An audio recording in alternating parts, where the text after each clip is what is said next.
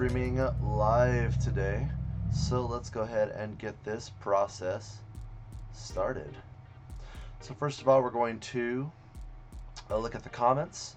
Again, I set some rules, so you have to be on topic and you need to list your address. That way I can send the Bitcoin right after the video is done. So let's go ahead and find out who the winner is today. For $20 worth of Bitcoin, it's going to be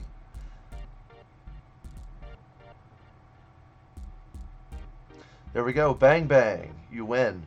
Nice comment. I like it. And thank you for the address. I'll send that as soon as possible. If there are any issues, I will send you a message after the video. Cool. And so, here we go again with my current Bitcoin income at the moment. Making about, we had another 200 to 300 Satoshis a day. I bought some recently on Coinbase. Unfortunately, I did it the wrong way, so it's going to show up in another few days or so. But that should raise me to about another, 200-300 Satoshis per day, and that'll be great. On to Steemit. Steemit, my steam power is rising rapidly. I'm part of the Back Scratcher system, so if you want to make a little extra money on Steemit, go ahead and join Back Scratcher. It actually likes your posts for you, which is really cool. I'm starting to store some Steam dollars as well as my Steam power. I don't really like to do, it's my choice whether I want to do Steam or Steam power. I chose Steam dollars because I want, during this kind of period with Bitcoin and a few other coins, I just want to store a dollar amount and then transfer it into Bitcoin or other things later. And don't forget, you can actually keep an eye on my blogs if you want. I'm starting to make a little bit of cash, so if you curate my post, you'll make some of that too. And on to the next part. Bitcoin is a little bit higher today, doing okay. Ethereum's up, XRP is up. XRP's up almost 10% as of this video right now, which is pretty cool. Litecoin's up 7.3%. So if you've been buying over the past couple weeks, you're doing pretty well right now. Just looking at the 1 day. It's been around the 10,000 mark for a while now. If you've seen it, a lot of the whales have been sailing. The whales have been sailing. The whales have been selling recently whenever it's been going a little bit too high. So like this massive drop and some of the drops after it this past week or so. You can kind of see them doing that, There we go. And I honestly think that the reason why the price hasn't gone back up to say 12 is that people do not want it to rise. They're trying to not cash in. Many people are trying to buy at the lowest price possible for as long as possible. And so that's why I believe the price hasn't risen. Now the news from Bakkt has risen the price a little bit, which is pretty cool, but we'll see what happens in the future. On to some articles. Bitcoin price will go from 20,000 to 50,000 by 2021, says an analyst. Alex Kruger believes that 20,000 won't be the all-time high for Bitcoin very much longer. Expect the Bitcoin price to hit $50,000. In a Twitter thread published on Saturday, August 17th, Kruger outlined his argument for the Bitcoin price going as high as 50,000 by 2021 at the latest. According to Kruger, there is a far greater weight of positive driving factors than any negative headwinds that could adversely impact the Bitcoin price trajectory. An excerpt from the thread reads, "Bigger picture, the upside is, in my opinion, considerably larger than the downside. I think Bitcoin will eventually break through the 20K in 2020 or 2021. And once it does, it should trade at 30K, 40K, or 50K fast. Must be along for when that happens. And enjoy the ride as others FOMO in." Currently, the Bitcoin price is under resistance in the region above the mid 10,000 level. Thus, the top-ranked crypto has appeared range-bound between 9,000 and 12,000. Is just another look at that market. Possible downtrend to 8,500. We also addressed the debate about the possible Bitcoin slide to 8,500, midway point of the current 2019 performance. Some commentators point to the unified CME futures gap as this price level as an indication of a likely retracement. For Kruger, filling the CME gaps isn't a given isn't a given, pointing to the absence of significant support or resistance at such price levels. Furthermore, the focus on unfilled gaps often takes away from the non-stop trading activities occurring in the spot market. However, if Bitcoin falls below 9,000, there's likelihood of a steep fall to 8,500 price mark. According to Kruger, any further downslide should be taken as a gift, a buying opportunity in preparation to a slingshot advance above the current 2019 high. Headwinds for the new Bitcoin price at all-time high. While the signs appear bullish for Bitcoin in the long term, Kruger believes that there are significant headwinds for BTC. The profitability for miners remains high as long as Bitcoin price performance remains positive. Thus, it wouldn't be unusual for miners to hodl, not just only for profits, but revenue to be plugged into cover the cost running nodes. However, this profitability encourages the influx of more miners, which in turn raises the hash rate by extension difficulty. More miners in a bull market often mean lower profit margins, so participants aren't hodling as much as before. Okay, on to the next one. Now this one was really cool. This is just a short little blurb. Should I buy a Bitcoin? Google organic search results. Number 3 just noticed this was going to search for should I buy a Tesla, but on my way there, should I buy a Bitcoin? Well, here I am, right here. Should I buy? The top 5 have Bitcoin, and then there's Tesla. So that was interesting. Little blurb right there, for fun.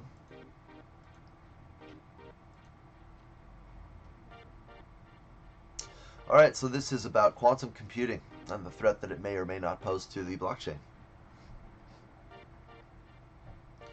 Wants to steal some Bitcoin? All you need to do is find your victim's 16-character public key and calculate their private key by solving something called the elliptic curve discrete logarithm problem. No sweat! With a regular computer, this will take you around 50 million times the amount of time the universe itself has left, around 0.65 billion years. But with the right quantum computer able to process information at speeds exponentially faster than today's supercomputers, suddenly, what seems uncrackable becomes child's play, able to be broken in under 10 minutes. The quantum computing problem is nothing new to crypto, and many experts believe we have at least a decade or more to come up with quantum-resistant cryptography. However, some observers say that the recent and unexpected fast advances are causing the time horizon to dramatically shrink. The most aggressive estimate says that Bitcoin will be hackable by 2027, according to fact-based insights. We moved the state of the art more in the last 2 years than has progressed in the past 15 or 20, says Stuart Allen, Chief Operating Officer at IonQ, a company that claims to make some of the most powerful quantum computers in the world, in an interview with Decrypt. On Thursday, top cryptographer will meet in Santa Barbara at the University of California for National Institute of Standards and Technology, NIST, and IST, post-quantum cryptography semifinals. The finalists of the NIST competition will be announced in the months after the conference. Though it might take years before the winner is anointed, cryptographers say the standards that represent blockchain's best hope for resisting the rapidly encroaching power of quantum computers. If someone cracked your key, they could do anything they wanted, Rob Campbell, president of Baltimore, Maryland-based Med Cybersecurity, told Decrypt. Anyone with sensitive information on the blockchain, cash, personal data, medical records is at risk. With that sort of information, quantum hackers could forge your name, take your assets, and if there's medical data found, maliciously triple your dose, said Campbell. It's an open door. Check the Bitcoin blockchain. An unencrypted public key is sent along with every Bitcoin transaction and left unencrypted during the time it takes the network to confirm the block, around 10 minutes. That's theoretically more than enough time for a quantum-equipped hacker to calculate a private key from the public key and replace the recipient's address with his own. Q quantum. Transistors in conventional computers capture data in terms of ones and zeros. Is the sky blue today? If it is, 1. If not, 0. Computing is essentially combinations of these calculations. Have enough transistors, you can compute almost anything. With quantum computers, it's possible for the same input, called the qubit, to represent both a 0 and a 1 at the same time, a non-binary state known as quantum superposition. Think Schrodinger's dead and alive cat. This makes quantum computers exponentially more powerful. One lone superposition qubit can handle the processing load of at least 2 full-size transistors on a regular computer. Using modified versions of Shor's algorithm, a quantum algorithm that rapidly turns large numbers into prime factors, hackers could reverse the process that makes private keys so difficult to hack. But at the moment, the best quantum computer is probably Google's Bristlecone quantum computer, which has 72 qubits. Minura Roska, a PhD student in post-quantum cryptography, tells Decrypt you'd probably need around 4,000 qubits to break the current cryptographic algorithms. So how long do we have?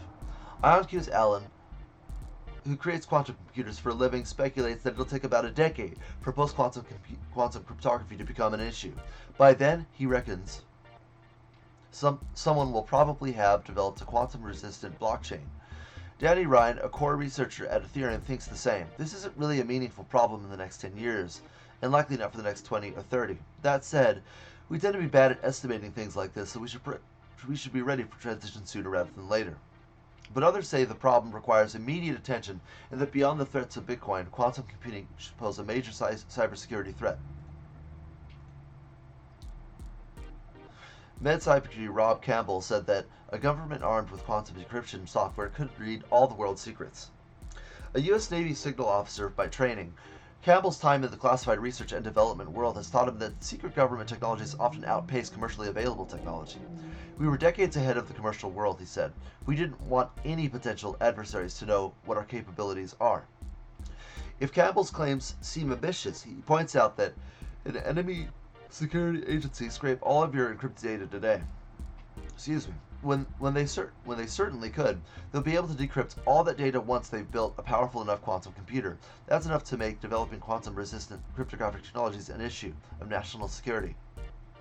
In any case, the arms race for the quantum supremacy is well underway. China spent $10 billion on a research center for quantum computers, and the U.S. and pumped hundreds.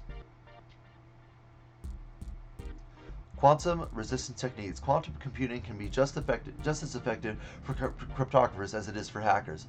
Unobserved, superposition particles exist in multiple states, but when detected, they collapse into one point in space-time. Quantum cryptography has the same properties because the protons that make up an encoded transaction shift upon observation. A successful attacker would have to break the laws of physics to intercept it. This makes information encoded at the quantum level resistant to, among other things, so-called man-in-the-middle attacks, where attackers intercept the transmission itself without having to decrypt the key. A few blockchains claim to apply quantum-resistant technologies to ensure signatures and hashes remain encrypted during QRL, IOTA, Hypercache, and Starkware. But with quantum computing still in its formative years, it's difficult to determine the strength of these claims. Until a quantum-resistant algorithm is tested and accepted by the wider academic community, there is no assurance that any of these blockchains will be resilient enough against quantum computers. Scientists like Campbell are waiting on the results of the next NIST competition at UCal Santa Barbara. The final winners might not be announced for a few years. However, NIST tentatively expects drafts for standardization will be completed around 2022. These winners are considered to be the best candidates on Earth and will likely go on to be standard cryptography and will be used by most of the planet. But developing the algorithm might not be the difficult part for large blockchains like Ethereum or Bitcoin, whereas owners of centralized protocols can update the system as they please. Blockchains' democratic nature require broad consensus among many thousands of miners to pass an upgrade. In the case of an upgrade, all wallets that aren't quantum resistant become vulnerable to attack. That includes the 1 million bitcoins mined by pseudonym inventor Satoshi Nakamoto. If those aren't migrated to a new quantum resistant wallet, they're a treasure for the first person with a powerful enough quantum computer. If a high-power quantum computers appear tomorrow, said Ethereum's Ryan, we'd have many more problems than just security of our blockchains. A 2019 National Academy of Sciences report included that even if quantum computing is about a decade off, prioritizing research is necessary to minimize the chance of a potential security privacy disaster. And there we go. It's a long article, but quantum computing is really, honestly, the main real threat to Bitcoin. We'll see what happens in the future. But by the way, a lot of people speculate that when it comes to quantum computing, the way that it processes the data is not at all transferable to trying to crack codes for blockchain yet. Now, we'll see what happens. Again, tell an engineer that they can't build it, and we'll see what happens. Tell a programmer that they can't do it, we'll see what happens. The real benefit of blockchains are here. They're being ignored. Introducing as many people as possible to the benefits of decentralization is a cause almost anyone in the industry shares. The issue is that in making the technology more accessible, many developers are also sacrificing the benefits of decentralization for the sake of convenience. A decentralized product should keep three promises to its customers: censorship resistant, your stuff is safe and can't be tampered with; self-sovereign, you own and control your assets, identity, and data; open ecosystems, everyone gets value from new contributions. Dapper Labs has a few horses in the race. We started with CryptoKitties, still the most popular blockchain game by transaction volume. A recently announced NBA Top Shot, a new blockchain-based ecosystem developed in partnership with the NBA and NBPA. We also shipped Dapper, one of the first smart wallets for Ethereum. The value of censorship-resistant and customers owning their own data is relatively well understood. Less attention is being paid to the other big benefit crypto that centralized approaches compromise open ecosystems. Open ecosystems are the cornerstone. Open ecosystems enable anyone to contribute to a platform or someone else's work on the platform and that receives rewards for their work. On Ethereum, we're seeing an open ecosystem appear in the realm of decentralized finance. Maker DAO's DAI, or an algorithmic stablecoin, is used by dApps like Dharma, Compound Finance, and many others. These decentralized lending applications provide competitive rates using DAI to attract borrowers while enabling lenders to earn from assets they already own. Compound Finance and Uniswap make MakerDAO stronger when combined together as opposed to existing individually. These open ecosystems are even multi-layered, using the smart contracts from multiple primitives to create infinite possibilities. For example, Open is a non-custodial trading platform built on the top of Ethereum, Compound, Uniswap, MakerDAO's DAI. Without Compound or Uniswap, Open wouldn't be able to exist. The combination of primitives will enable the creation of protocols and systems that weren't possible prior to their existence. These emergent systems will be greater than any of the individual primitives on their own. Turn creators, users, developers into stakeholders. In an open ecosystem, users, developers, and original creators can all capture value. Users get more choice because anyone can add features on anything. The users ultimately decide what's important. The speed of software innovation increases because the developers can use each other's code like Lego blocks. Developers who build on existing code are in many ways marketing the original creator's product for them, further increasing the reach of the brand. In return, developers tap into existing and qualified user base. As a result, trust is built through a cyclical relationship between all participating parties. I feel like we're in a unique position where the users of the platform have an incentive to work hard to see the platform succeed, and if given the opportunity, we would move mountains. In the context of MakerDAO's DAI, every developer using DAI in their app is preaching what MakerDAO has done, DAO, I'll just call it MakerDAO, has done for the decentralized finance ecosystem. Why aren't there more blockchain games? Open ecosystems have significant long-term benefits, but as CoinDesk's Brady Dale recently pointed out, they're difficult to create in games by using sidechains or centralizing the data that matters most to third-party creators. DApp developers are inhibiting potential open ecosystems tied to their experiences. Developers are building full-stack games with most of the data existing off-chain, resulting in less composability, less shared data, and effectively closed ecosystems. One of the major design decisions for CryptoKitties was to compute and store the genes on the Ethereum blockchain. It would have been far easier not to do so, and resultant experience would have been more accessible. But many of the things that CryptoKitties interesting or valuable to this day would have been possible. Developers need to access these genes to make third-party games like Coda Wars, MyEthereum, both of which create more utility value for specific genes. Certain cats are more valuable because these experiences exist. If CryptoKitties had decided to reduce the decentralized value of the game for the sake of accessibility, the Kittyverse wouldn't exist. The game wouldn't be as trustworthy, and tokens wouldn't have nearly as much value or utility as a result. Open ecosystems are important to outside of DeFi. Cheese Wizards, Dap Labs' newest game attempt to leverage as many lessons as possible from CryptoKitties. As it's specifically designed as an open ecosystem, third-party developers can utilize the Cheese Wizards API art assets before the game launches its first official tournament later this summer. Cheese Wizards is further encouraging developers to play in the open ecosystem via the month-long hackathon, with 15,000 in cash prizes and a whole host of their reward incentives. Cheese Wizards itself is composed of tournaments hosted by either Dapper Labs or third-party developers.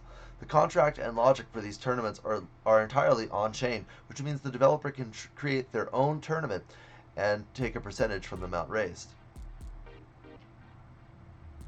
The tournament contract is built-in business model for developers built on top of the existing IP, something that has never been possible before with the second layer experience. It's interesting. I host tournaments. I need to see if this can be applied to something that I like to do. Acknowledging the reality that Ethereum doesn't scale today, Cheese Wizards is really by and for the crypto community. Blockchains and dApps can be designed so the developers can earn their fair share in contributing to an ecosystem, rewarding developers for maintaining and improving a network that is hidden treasure and yearning to be discovered by an open ecosystem. In the same way that vibrant ecosystem exchanges and computer experiences around Bitcoin, Ether, and ERC20 drove liquidity for the assets, the ecosystem created by third-party experiences will be what drives consumer excitement and confidence in digitally scarce assets. Choices we make now will shape the future. Many developers are turning to so-called Layer 2 scaling solutions, sidechains, Lightning networks, to reduce the load on the base blockchain and provide better user experience. Major corporations are also beginning to build on blockchain technology, comprising decentralization in favor of performance. The pendulum for blockchain gains in particular seems to be swinging towards more centralized solutions in a bid to attract mainstream users. Unfortunately, while developers will have users interact cheaply and easily with their application, the major benefit of building software in an open ecosystem like network effects of other developers will be impossible to realize. Apps on sidechains are sharded, and sharded blockchains will have a difficult time communicating with each other because the friction and lack of standards to transport digital assets across the networks. On the other hand, applications on networks that support open ecosystems can build on each other freely and transparently, creating more choices for consumers and compounding network effects for the ecosystem as a whole. Decentralized systems start out half-baked, but under the right conditions grow exponentially as they attract new contributors. We want to push the pendulum back in the other direction towards open ecosystems and permissionless composability. Open ecosystems empower customers as well as developers, ultimately creating more value for everyone involved. And there you have it. I'll post links to the articles that I brought up, and I hope to see you guys around. Don't forget to tune in next time for another $20 giveaway, and I'll see you all next time. All right.